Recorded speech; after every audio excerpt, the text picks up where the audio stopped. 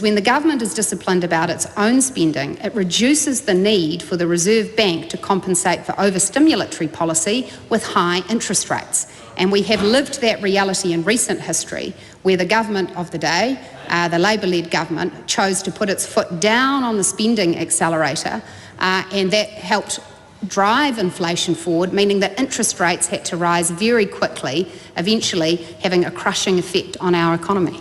Chlöe. If we are currently trying to get any meaningful sense of the efficacy of government spending and policies reflected through into the kind of productivity that the Minister is telling us that she wants to get out of her government budgets. So I guess the question that I am asking the Minister is, how does she then hold out the government's spending choices, government's cuts choices, and try and evaluate the efficacy of that spending? Because, again, I bring us back to the promise that was made in the coalition agreement that decisions will be made based on data and evidence. How then does she seek to get a sense of an understanding of the efficacy of the spending or the cuts that she is making in the context of these budgets?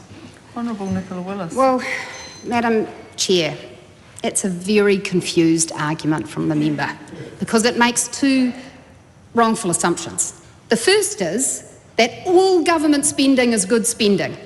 And I would invite the member to consider that the trade-off for a single dollar that the government spends is always this.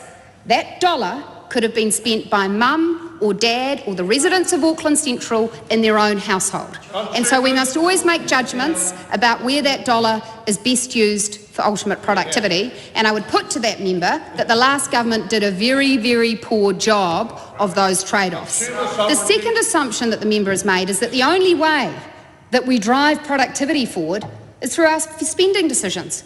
Well, in fact, what we're demonstrating in this government is that the regulatory reforms you make are fundamental.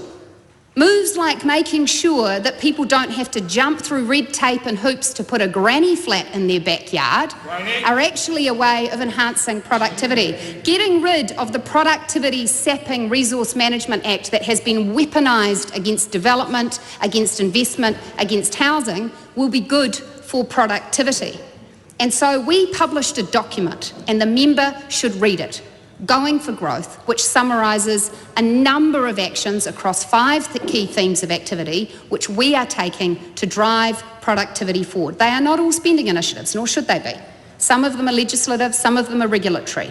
They cover 5 major themes: education and skills, overseas investment and trade, research, science and technology, competitive business settings, and delivering infrastructure for growth. And our government believes that all of these measures are needed to drive forward productivity.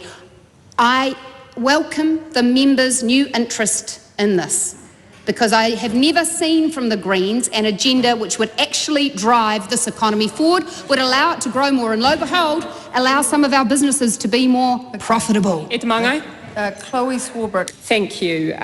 Respectfully to the Minister, I was trying to have an actual meaningful in-depth discussion about the assumptions that are being made on modelling. Like, I get that this is a political tit for tat or whatever we're engaging in at the moment, but I actually think that it's kind of useful for the New Zealand public to understand the evidential basis that we are making decisions upon and the efficacy of those decisions. I think that that's a valuable question that should be asked of whoever is in that chair, about the assumptions that are being made that we evaluate ourselves against, so that we are able to meaningfully compare certain decisions that different governments are making.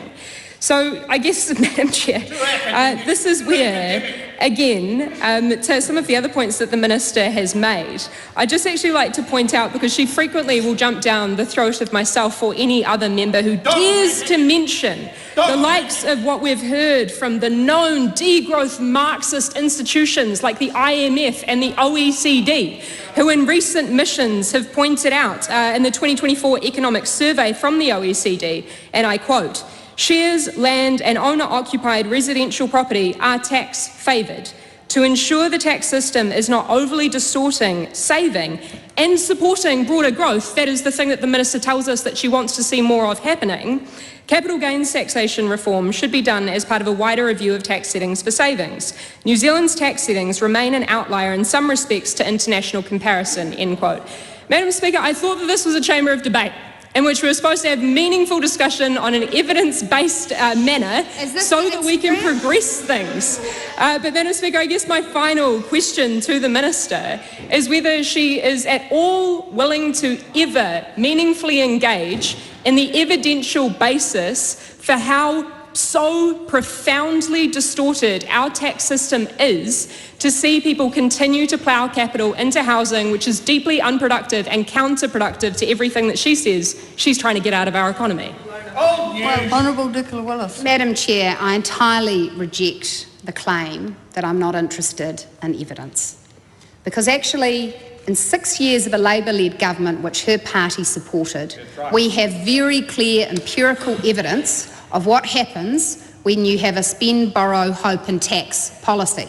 Because here's what happened.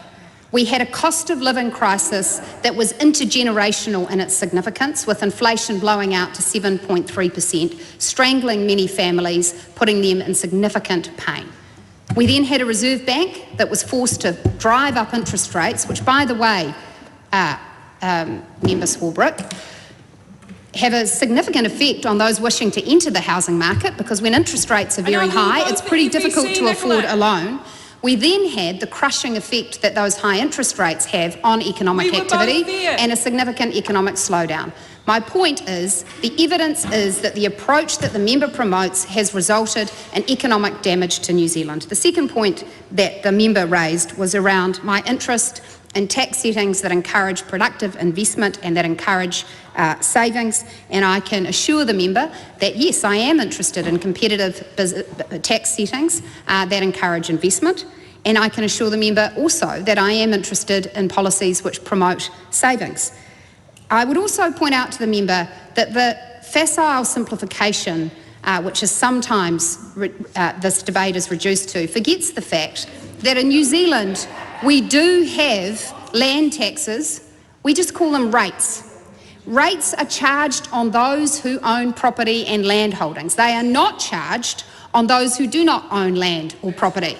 Rates are used to fund a significant amount of activity in the New Zealand economy. I'd also point to the Minister to our Going for Housing growth policy, because if you genuinely care about the generational problems that are built up due to a lack of housing and a lack of housing affordability, then you would engage seriously with the debate that says we need more competitive land markets, more sophisticated infrastructure, funding and financing, and we need to make it a lot easier to build houses in this country. Our government is grappling with those difficult policy questions, and I'd let these members know there's a few of your members who are quietly congratulating us for it. That's right.